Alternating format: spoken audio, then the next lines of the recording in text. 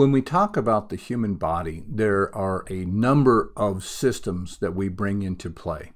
Obviously, there are the systems that are involved with the senses, vision, hearing, taste, smell, touch. They propose a sixth sense as proprioception, which is the perception of your body position.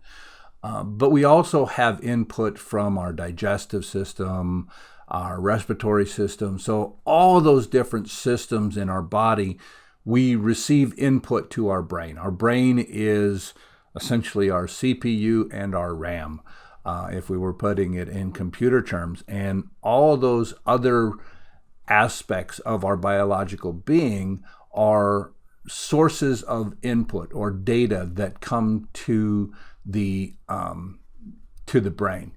The way that that's done is through what are called synapses. The synapses are simply the biological aspects of our body that transmit data through electrical or chemical means. And so to really oversimplify all of this so that we can understand it rather than try and go into the high-end biology aspect of this, with our senses, when the external world provides us with some kind of stimulus, sight, or light, waves in the air, pressure waves in the air that are sound, pressure that's felt by touch, etc. The molecules in the air that are received by our nose and perceived as smell, or the things that touch our taste buds that we taste, the chemicals that land upon our tongue and our nose, because smell and taste work together in taste. But all of those, what they do is they encounter some component of our body, and the component of our body that's able to detect them, for instance, in my eyes, when light comes through my eyes, what I'm able to do is I am able to perceive that light through the biological mechanisms of the eye, and then those mechanisms fire off electrochemical signals that go through the nervous system, and they are brought into my brain. And so what my brain does, and it's doing this constantly, what my brain does is it takes those electrochemicals, and again, this is way oversimplified, as it experiences those things, what it does to create essentially memories is it creates proteins in the brain that become essentially storage of the impulses that were sent to us as we were perceiving that, whatever it was that we were perceiving. In this case, we're talking about light.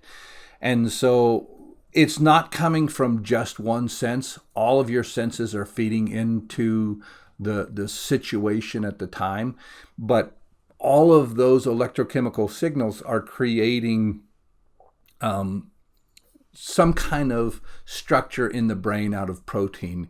And what we do when we recall something is that and I have no idea how this works, but we somehow tap into that protein and release whatever that magic is in there that allows us to go back and recall. So if you remember this video later, that's what's going to be happening is right now as you're watching me, hopefully you're creating some proteins in your brain that will allow you to recall what I'm talking about later on.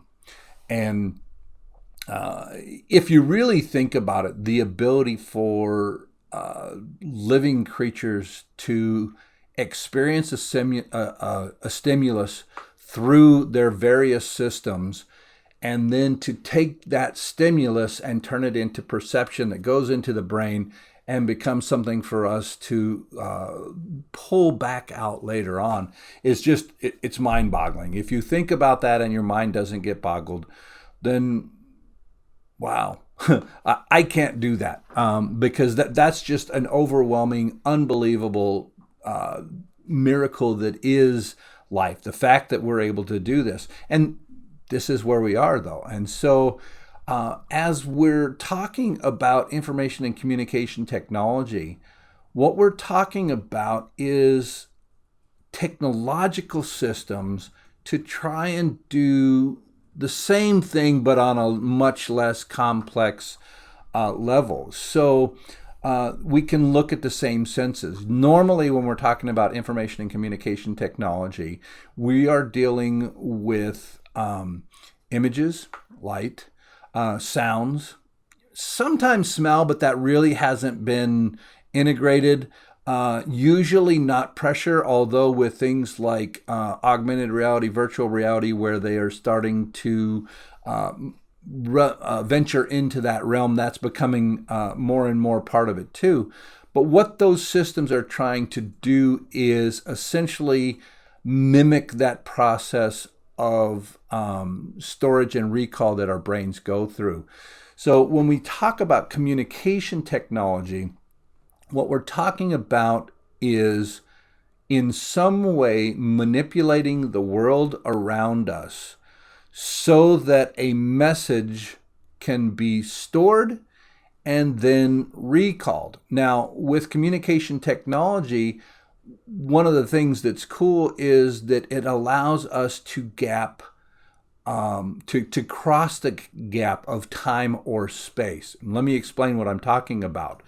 One of the early examples that we've all seen is cave paintings. Maybe you haven't seen it yourself, but you've been exposed to discussion and imagery of cave paintings. And what the cave paintings allowed the ancestors to do, the people from that time, is they were able to take a medium, the cave wall, and then they were able to affect that medium with paint, ochre, chalk, charcoal, whatever it is, and they were able to create a picture that housed a message. I went hunting and I killed a mastodon, whatever the message is, and they put that on the wall. And as soon as they did that, that became a communication technology. I like to say that the cave painting is one of the earliest examples of communication technology. And what that allows them to do is to span the gap of time. So if you go out there now, you are going to find cave paintings that are thousands and thousands and thousands of years old that have survived that medium, that storage medium, and whatever it has been exposed to over that time, so that you can go and see what was placed on that wall or what remains of what was placed in that wall after the deterioration of time. It doesn't allow you to cross space. It only allows you to cross time. Other communication technologies, say the radio wave, they allow you to, when you're broadcasting radio or television, if it isn't stored to a different medium, that allows you to cross space. So if I'm talking on the radio and broadcasting that out, let's talk about the Titanic.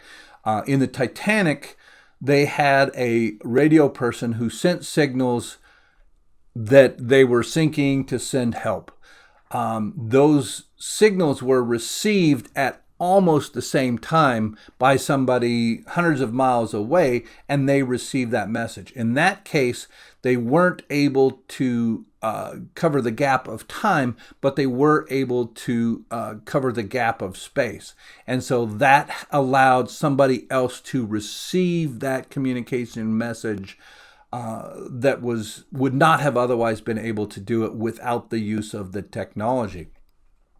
Now, as we're getting more and more sophisticated with the technology, we're moving to the point, and right now it's very common for communications to transcend time and space. It's very common. We can go, and when I pulled up these messages, this message was placed somewhere, and I could probably go in and find the date of when it was placed there, but it was placed in somewhere up on a computer, somewhere on the cloud, in the internet somewhere, and it was placed there for me to go and retrieve with the appropriate systems at a time when I chose to access it. So it allowed me to transcend both that message, to transcend both time and space. And so when we're talking about communication technologies, that's what we're really talking about, is all of the systems that have been designed to allow messages or data to be created, stored, retrieved, and reperceived at a later time and day. So it transcends time and or space. And those are extremely complicated systems. But what they are trying to do, and even in the complexity of those systems, they don't get anywhere near approaching the recall that we're able to do with our brain, because just the number of connections that are in our brain that allow us to do recall is just off the chart. We could talk about artificial intelligence, but we won't go down that rabbit hole today. That's why artificial intelligence is not yet anything close to what humans do, because of the number of connections between brain cells. So that is sort of, in a summary, what we're talking about when we're talking about information and communication technology.